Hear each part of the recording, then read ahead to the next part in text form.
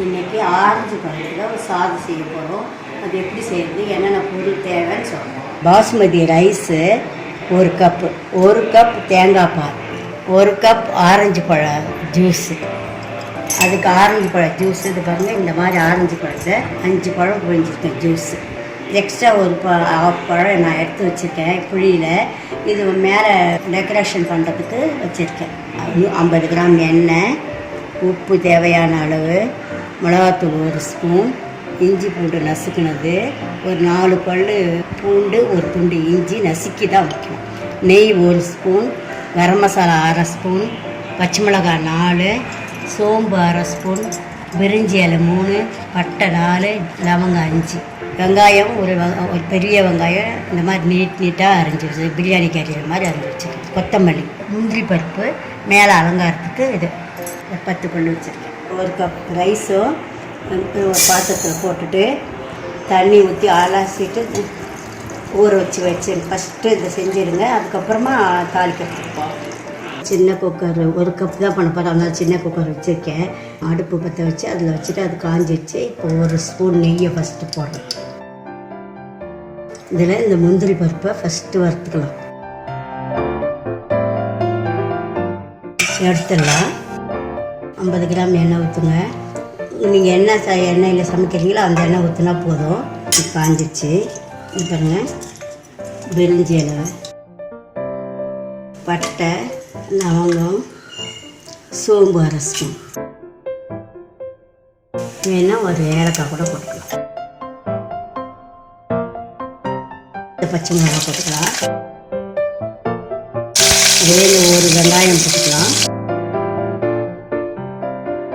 Green peas இது போட்டிங்கன்னா ரொம்ப நல்லாயிருக்கும். வேணுன்றவங்க கிரீன் பீஸ் போட்டுக்கலாம். ஜிஞ்சர் கார்லிக்,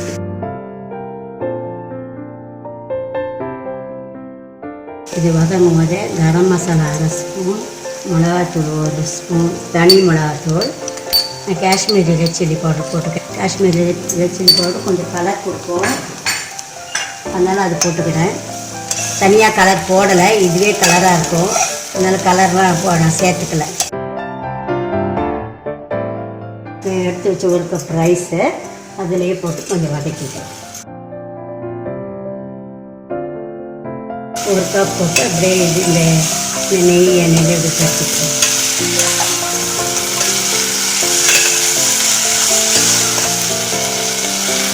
ஃபஸ்ட்டு செய்யும் போது நீங்கள் கொஞ்சமாக கொஞ்சம் கொஞ்சமாக இந்த மாதிரி 1 கப்புலேயே செஞ்சு பழகுங்க.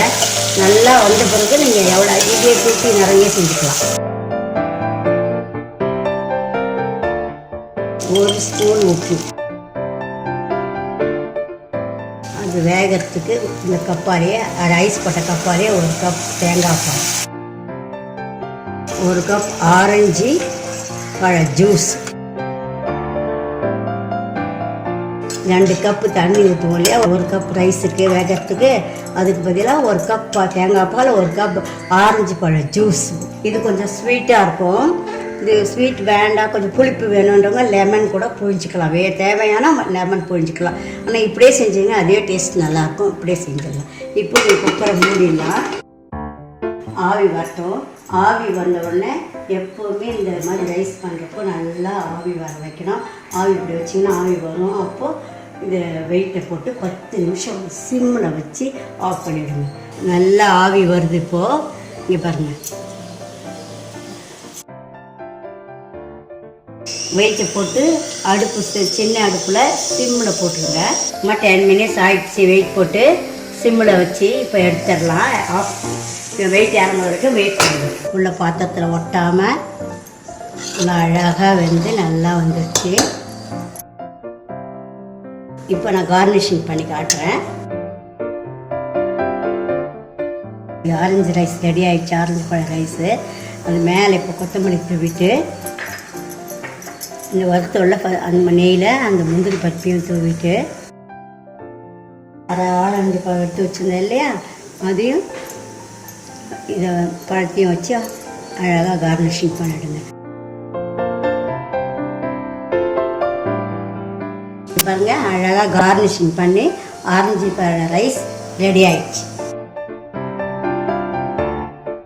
இந்த வீடியோ பார்த்ததற்கு நன்றி. இந்த ரெசிபி உங்களுக்கு பிடிச்சிருந்தா லைக் பண்ணுங்கள், ஷேர் பண்ணுங்கள். என்னுடைய சேனலுக்கு சப்ஸ்கிரைப் பண்ணுங்கள். பெல் பட்டன் அழுத்துனீங்கன்னா புதுசாக அப்லோட் பண்ணுற வீடியோ உங்கள் நோட்டிஃபிகேஷனுக்கு வரும். உங்களுக்கு புது ரெசிபீஸோ இல்லை ஏதாவது கொஷின்ஸோ இருந்தால் கமெண்ட் செக்ஷன்ஸில் கொடுங்க. நன்றி.